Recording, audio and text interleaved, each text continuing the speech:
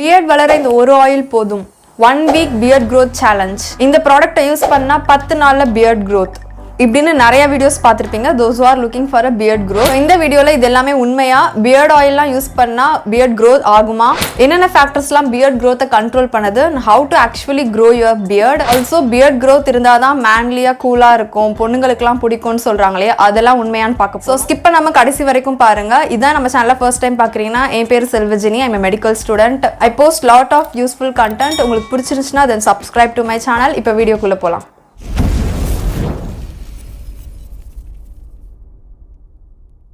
Basically ஒரு பையனுக்கு எப்போ வந்து மீச தாடியெல்லாம் வளர ஆரம்பிக்குதுன்னா when he attains his puberty. So ஒரு ஃபுல் க்ரான் பியர்ட் வந்து சில பேருக்கு வந்து லைக் 18-19 கூட அட்டைன் ஆகலாம். அண்ட் நிறைய பேருக்கு அவங்களோட 20s தான் வந்து ஃபுல் க்ரான் பியர்ட் வரும். சம்டைம்ஸ் வந்து லேட் 20s கூட ஆகலாம். அண்ட் ரொம்ப சில பேருக்கு வந்து அவங்க நினச்ச மாதிரி பியர்ட் க்ரோத் வராமலே கூட போகலாம். பியர்ட் க்ரோ ஆகிறதுக்கு மெயினான ரீசன் ஆர் ஃபேக்டர்னு பார்த்தீங்கன்னா உங்களோட ஹார்மோன்ஸ், அப்புறம் ஜெனட்டிக்ஸ் அண்ட் தென் உங்களோட லைஃப் ஸ்டைல். உங்களோட லைஃப் ஸ்டைல் ஹேபிட்டாக இருக்கட்டும், இல்லைனா ஹெல்த்தாக இருக்கட்டும், என்னதான் இது ஒரு ஃபேக்டராக இருந்தாலும் ரொம்பவே வந்து ஒரு மைனர் ரோல் தான் ப்ளே பண்ணுது. உங்களோட ஹார்மோன்ஸ் அண்ட் ஜெனட்டிக்ஸ் தான் வந்து பியர்ட் க்ரோத்துக்கு ரொம்ப ஒரு ஸ்ட்ராங்கான ஃபேக்டர்னு சொல்லலாம். டெஸ்டோஸ்டிரான்னு சொல்லக்கூடிய இந்த ஹார்மோன் தான் வந்து ஃபேஸில் தாடி மீசெல்லாம் வளர்கிறதுக்கு ரொம்பவே ஹெல்ப் பண்ணுது. இன்கேஸ் இதோட லெவல் வந்து நார்மலை விட ரொம்ப கம்மியாயிடுச்சுன்னா தென் பியர்ட் க்ரோத் வந்து கம்மியாக இருக்கும். we can also see கேர்ள்ஸ்க்கு வந்து இன்கேஸ் டெஸ்டோஸ்டிரான் அதிகமாச்சுன்னா அவங்களுக்கு வந்து ஃபேஷியல் ஹேர் க்ரோத் இருக்கிறத பார்க்க முடியும்.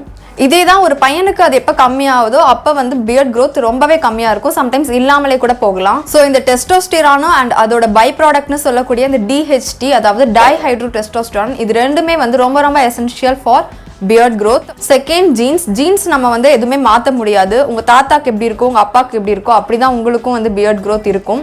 தேர்ட் லைஃப் ஸ்டைல் மாடிஃபிகேஷன் பார்த்தா அதில் முக்கியமாக நம்மளோட டயட்டை தான் நம்ம கவனிக்கணும். டயட்டில் முக்கியமாக எடுத்துக்க வேண்டியது proteins like chicken, egg, fish, iron, zinc, இந்த மாதிரி நியூட்ரியன்ஸ் கிடைக்கிறதுக்கு வந்து நிறைய நட்ஸ் எடுத்துக்கலாம். பயோட்டின் மட்டும் இல்லாமல் மற்ற vitamins like A, C, D, E இந்த மாதிரி விட்டமின்ஸ்க்கு வந்து நிறைய ஃப்ரூட்ஸ் அண்ட் வெஜிடபிள்ஸ் எடுத்தே ஆகணும். தென் உங்களோட ஸ்லீப்புக்கும் உங்களோட டெஸ்டோஸ்டிரான் லெவலுக்கும் நிறையவே வந்து ஒரு ரிலேஷன் இருக்கு. நம்ம தூங்குறதுல ஒன் பார்ட் ஆஃப் சைக்கிள் தான் வந்து REM சைக்கிள். ஸோ அந்த பர்டிகுலர் டைம்ல வந்து நமக்கு டெஸ்டோஸ்டிரான் அதிகமாக ப்ரொடியூஸ் ஆகுதுன்னு ஒரு ஸ்டடியில சொல்லியிருக்காங்க.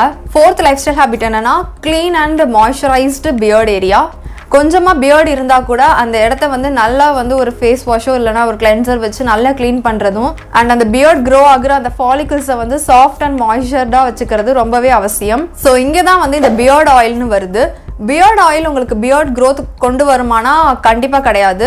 ஒன்றுமே இல்லாத இடத்துல பியர்ட் க்ரோத் நல்லா வந்து ஃபுல் க்ரோன் பியர்டாக வந்துடும் அப்படின்லாம் சொல்லவே முடியாது. ஒன்லி இந்த பியர்ட் ஆயிலோட ஒர்க் என்னன்னா இந்த பியர்ட் வளர்ற அந்த இடத்துல வந்து உங்களோட ஸ்கின்னை வந்து நல்லா மாய்ஸ்ட் அண்ட் கம்ஃபர்ட்டாக வச்சுக்கும். ஸோ தட் ஃபாலிகல்ஸில் வந்து எந்தவித அலர்ஜி டஸ்ட்லாம் வராமல் மெயின்டைன் பண்ணுறதுக்கு தான் வந்து இந்த பியர்ட் ஆயில். இது வந்து ஹேர் க்ரோத்தை கம்ப்ளீட்டாக காஸ் பண்ணும் அப்படின்னு சொல்லவே முடியாது. ஆல்சோ கொஞ்சம் அங்கங்கே பியர்ட் வந்ததுக்கு அப்புறம் வந்து ஷேவ் பண்ணால் நிறையா வளர்ந்துரும் அப்படின்னு சொல்கிறாங்க. அதெல்லாம் உண்மையே கிடையாது. உங்களோட ஷேவிங்க்கும் ஹேர் க்ரோத்துக்கும் சம்மந்தமே இல்லை. அதே மாதிரி ஷேவ் பண்ணால் திக்காக முடி வளரும் அப்படின்னு சொல்கிறதும் இட்ஸ் அ கம்ப்ளீட்லி ஒரு மித்து தான். ஸோ ஃபைனலாக திக்கான பியர்ட் க்ரோத் வரதுக்கு என்னதான் சொல்யூஷன் அப்படின்னு பார்த்தீங்கன்னா ஹோம் ரெமெடிஸ்னால் அது அவகேடோ ஆயில் இல்லைனா ஆலிவ் ஆயில். ஸோ இதை வச்சு வந்து பியர்ட் க்ரோ ஆகிற இடத்துல நல்லா மசாஜ் பண்ணலாம். ஸோ அது பிளட் சர்க்குலேஷன் இன்க்ரீஸ் பண்ணுறது மட்டும் இல்லாமல் நல்ல ஹேர் க்ரோத்துக்கும் ஹெல்ப் பண்ணும். பட் பியர்ட் க்ரோத்ன்றது ஹார்மோன்ஸ் அண்ட் ஜெனட்டிக் ரிலேட்டட்ன்றனால ஹோம் ரெமெடிஸ் வந்து ரொம்ப நாள் ஆகும் அண்ட் அதோட ரிசல்ட் வந்து நம்ம ப்ராமிசிங்காக சொல்ல முடியாது. டெக்னாலஜி சயின்ஸ்லாம் வளர்ந்த இந்த காலத்தில் வந்து கண்டிப்பாக ஒரு சொல்யூஷன் இருக்கும்ல. அதுதான் வந்து பியர்ட் டிரான்ஸ்பிளான்ட். மீன்ஸ் உங்களுக்கு எந்த இடத்துல பியர்டு இல்லையோ அந்த இடத்துல வந்து ஹேரை இம்ப்ளான்ட் பண்ணுவாங்க. ஸோ தட் பியர்ட் க்ரோ ஆகும். ஜஸ்ட் லைக் ஸ்கேல்ப்ல பண்ணுற ஒரு ஹேர் டிரான்ஸ்பிளான்ட் மாதிரி தான் இங்கே பண்ணுறதுனால இது பியர்ட் டிரான்ஸ்பிளான்ட்னு சொல்கிறோம். ஸோ என்ன பண்ணாலும் பியர்டே வளர மாட்டேங்குது அப்படின்றவங்களுக்கு இந்த பியர்ட் டிரான்ஸ்பிளான்ட் வில் ஹெல்ப். இந்த சொசைட்டியில் நம்மளே ஒரு பவுண்டரி கிரியேட் பண்ணி வாழ்ந்துட்டு இருக்கோம். லைக் இதுதான் பியூட்டி, இப்படி இருந்தால் தான் எல்லாருக்கும் பிடிக்கும். பட் அப்படி எதுவுமே கிடையவே கிடையாது. Similarly some boys are thinking beard இருந்தால் தான் வந்து பொண்ணுங்களுக்கும் பிடிக்கும் அண்ட் பார்க்கவும் மேன்லியாக செக்ஸியாக இருப்போம் அப்படின்னு. அஃப்கோர்ஸ் பியர்ட் இருந்தால் கூலாக இருக்கும். பட் அது மட்டும்தான் மற்றவங்களை இம்ப்ரெஸ் பண்ணுமானா நோ.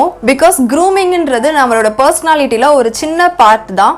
அதுதான் நம்மளை டிஃபைன் பண்ணுமானா கண்டிப்பாக கிடையாது. நம்மளோட கேரக்டர் அண்ட் ஆட்டிடியூட் நம்ம எப்படி நடந்துக்கிறோன்றது தான் வந்து நம்மளை டிஃபைன் பண்ண போகுது. ஸோ மற்ற பசங்க அளவுக்கு நமக்கு பியர்ட் க்ரோத் இல்லை, பசங்களாம் நம்மளை கலாய்ப்பாங்க, பொண்ணுங்களுக்கு பிடிக்காது அப்படின்னு சொல்லிட்டு உங்களோட செல்ஃப் எஸ்டீமை நீங்களே குறைச்சிக்காதீங்க. ஸோ இந்த வீடியோவில் பியர்ட் க்ரோத், பியர்ட் ஆயில் பற்றி ஓரளவு தெரிஞ்சிருப்பீங்க. இந்த வீடியோ யூஸ்ஃபுல்லாக இருந்துச்சுன்னா தென் share it your friends and subscribe to my channel. வேறு ஏதாச்சும் டாபிக் பற்றி பேசுனாலும் கமெண்ட்ஸில் சொல்லலாம். இன்னொரு யூஸ்ஃபுல்லான கான்டென்ட்டில் உங்கள் எல்லாரையும் சந்திக்கிறேன். நன்றி.